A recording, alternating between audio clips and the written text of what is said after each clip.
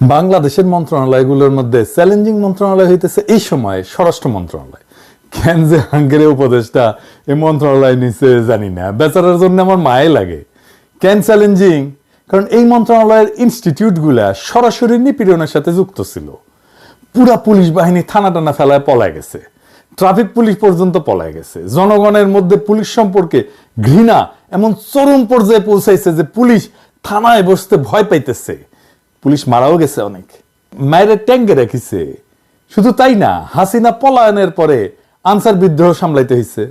আমি পুলিশ সংস্কার নিয়ে একটা এপিসোড করেছিলাম, এই যে এটা সাজেশন দিছিলাম ছাত্রদের মধ্যে থেকে কিভাবে পুলিশ নিয়োগ দেওয়া যায়। সরকার ট্রাফিক পুলিশ ওই আইনেই নিয়োগ দিছে, আমারটা দেখে দিছে কিনা জানি না, দিলে ভালো, না দিলে অসুবিধা নাই।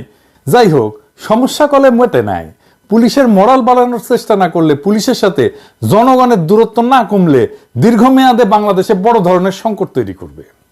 আমাদের হইতে হবে সৃজনশীল এই সমস্যা মোকাবেলার জন্য।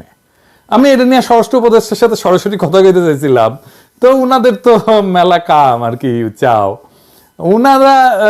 উনারা মেসেজ পাঠাইছিলাম। তো স্বরাষ্ট্র উপদেষ্টা আমার ফোন দেওয়ার টাইম হয় নাই। আমি একটা জিনিস বুঝি না, ওনারা তো পলিটিশিয়ান না, পাবলিক ফিগার না, যে এলাকায় যাইতে হয়, দলের লোকদের টাইম দিতে হয়, মিটিং করতে হয়, রাজনীতি করতে হয়, তারপরেও ওনারা টাইম পান না। আমি নিজে থেকে কতজনের সাথে কথা বলি, দেখেন শহীদ পরিবারের সাথে কথা বলি, আপনারা তো জানেন। এমনকি আমি একদম মাঠের কর্মীদের সাথে কথা বলি, আন্দোলনে মাঠের ছাত্রদের অনেকের সাথে কথা বলি। আমি টাইম পাই, ওনারা টাইম পান না। তবে একটা পলিসি হিসাবে আমি নিজে থেকে উপদেষ্টাদের ফোন টোন দিই না, ওনারা দেন। ওনারা যদি ফোন দেন তাইলে টাইম দিই। দায়টা ওনাদের, আমার না। ওনারা দায় বোধ করলেই আমি ওনাদের সাহায্য করব। এমনকি আমি প্রফেসর ইউনূসেরও বলছি যে স্যার, আপনার প্রয়োজন হইলে আমরা কল দিয়েন বা মেসেজ পাঠাইন, যদি কখনো মনে করেন, যদি মনে করেন আমার সাথে আলাপ করার দরকার আছে, কল দিয়েন, আমি আছি। তবে উনি জানাইছেন আমার এই যে ওনার সরকার নিয়ে আমার এই ক্রিটিসিজম গুলো জরুরি আর দরকারি মনে করেন। উনি বলছেন আমি যেন এই কাজটা চালায় যাই। তো যাই হোক, প্রফেসর ইউনূসকে ধন্যবাদ। আপনাদেরও জানা থাকলো যে ওনার সাথে আমার যোগাযোগটা আছে আর কি। যাই হোক, এখন আমার ক্ষুদ্র ভ্রাতার ভগিনীরা কইতে পারে যে দাদা, আপনি উপরে উপরে সমালোচনা করেন, এত বাম্বু দেন আর তলে তলে টেম্পু চালান। যাই হোক, প্রসঙ্গে আসি। কেমনে পুলিশের মরাল বাড়ানো সম্ভব আর জনগণের সাথে দূরত্ব কমানো সম্ভব? স্বরাষ্ট্র মন্ত্রণালয়ের যারা আছেন তারা একটু দেখেন, অল্প একটু সময় না মিচ্ছে ধরেন নষ্টই হইল আর কি, তাহলে দেখেন না কি কই। এই পরিকল্পনা যদি গ্রহণ করেন, তাহলে এই পরিকল্পনা গ্রহণ করলে এটা ইউনিক মডেল হবে সারা দুনিয়ার জন্য। দুনিয়ার কোথাও এই মডেল বা পরিকল্পনা কখনো বাস্তবায়িত হয়নি। এই পরিকল্পনা বাস্তবায়িত হইলে শুধু পুলিশের মরাল বাড়ার কাজটাই হবে না, মুক্তে আর একটা সমস্যার সমাধান হয়ে যাবে।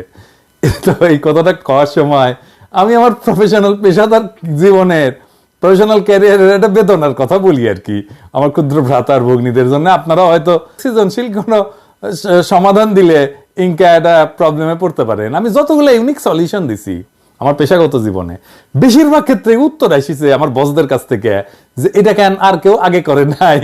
তো বিজনেস ওয়ার্ল্ডেও গেলে ভালচুন কম নাই, বুঝছাও। তো যাই হোক, আসেন পরিকল্পনায়। আমাদের 639টা থানা আছে পুলিশের। এছাড়া বাংলাদেশে দাঙ্গা মোকাবেলার জন্য এই যে বিশেষায়িত পুলিশ ইউনিট আছে, যার নাম হচ্ছে আর্মড পুলিশ ব্যাটালিয়ন বা এপিবিএন।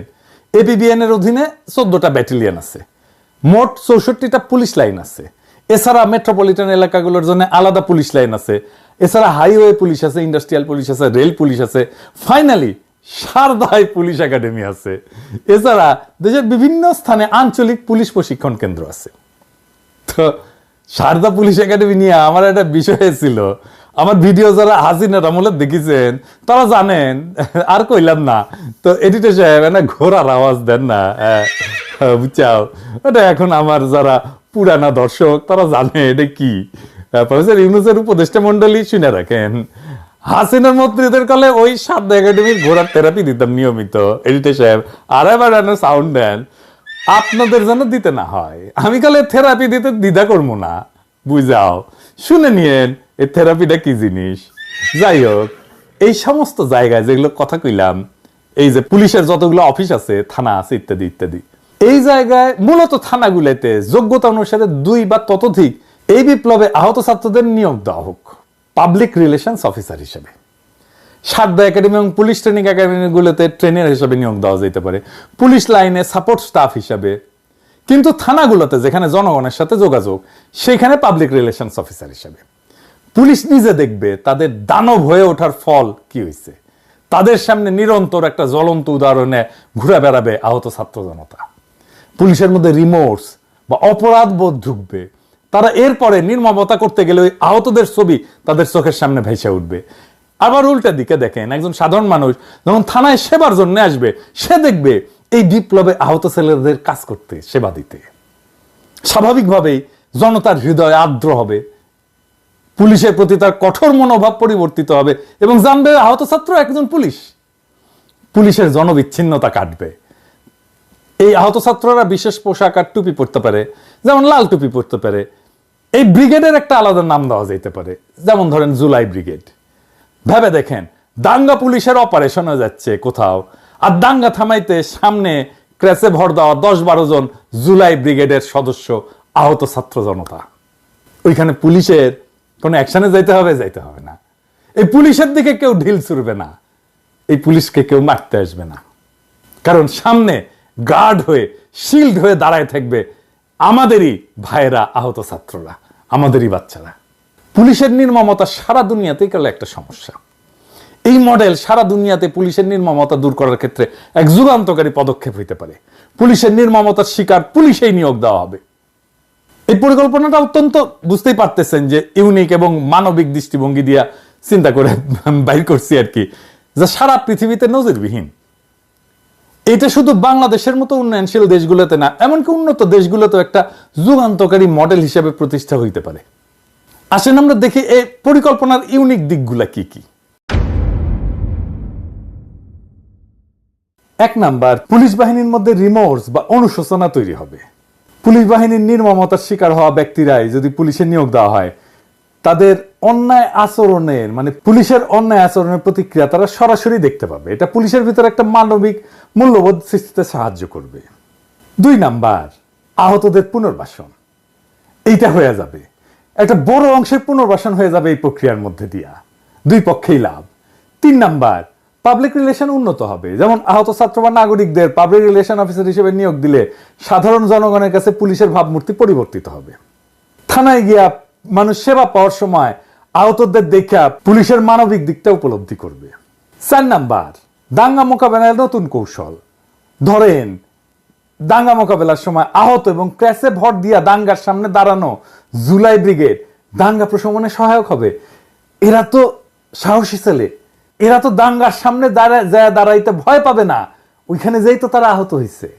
এবং তাদেরকে যখন সামনে দেখবে, তখন এই পুলিশের উপরে থেকে ঢিল ছুড়বে না। এই কৌশলে পুলিশকে সহিংসতা ছাড়া পরিস্থিতি নিয়ন্ত্রণে সাহায্য করতে পারে। 5 নাম্বার, বিশ্বব্যাপী পুলিশের নির্মমতা সমস্যার সমাধানের মডেল হিসাবে এটা দাঁড়ায় যেতে পারে। আমেরিকা, ইউরোপ, এমনকি অন্যান্য দেশে পুলিশের নির্মমতা একটা বড় সমস্যা। এই মডেল সেইখানে গ্রহণযোগ্য হইতে পারে। রেস্টোরেটিভ জাস্টিস প্রোগ্রাম বলে একটা মডেল আছে, যাতে নির্যাতিতদের সাথে অপরাধীদের সামনাসামনি বসানো হয়, যাতে অপরাধীরা তাদের কর্মের প্রভাব বুঝতে পারে। কিন্তু আমি যে প্রোগ্রামের পরিকল্পনা দিলাম আর কি এতক্ষণ ধরে, এটা কিন্তু রেস্টোরেটিভ জাস্টিস প্রোগ্রামের মতো না। আমি বলতেছি সরাসরি পুলিশ বাহিনীতে আহতদের নিয়োগ দিতে হবে। এই পরিকল্পনা প্রভাব কি পড়তে পারে? 1 নম্বর প্রভাব, পুলিশের আত্মসমালোচনা এবং অনুশোচনার সুযোগ তৈরি করবে। এটা তো তৈরি হয় নাই, এটা আমাদের তৈরি করে দিতে হবে। আহতদের চোখের সামনে দেখতে দেখতে পুলিশ নিজেরাই সংযম এবং মানবিক আচরণ করতে শিখবে। এটা কাউকে আর শিখাই দিতে হবে না, আমরা তার স্পেস তৈরি করে দিলাম। 2 নাম্বার, সামাজিক মেলবন্ধন এবং বিশ্বাস তৈরি করবে। আহত ব্যক্তিরা সেবা প্রদান করলে সাধারণ মানুষের মধ্যে পুলিশের প্রতি যে বিদ্বেষ, সেটা কমে আসবে। 3 নাম্বার, আইন শৃঙ্খলা পরিস্থিতির উন্নয়ন হবে। সহিংসতার পরিবর্তে পুলিশ সমস্যা সমাধানের জন্য মানবিক এবং কৌশলী পদ্ধতি অবলম্বন করতে পারবে। তবে এই প্রোগ্রামের কিছু চ্যালেঞ্জ তো আছেই, সব প্রোগ্রামেরই চ্যালেঞ্জ থাকে, দুর্বল কিছু দিক থাকে, সেটাও বলে রাখি।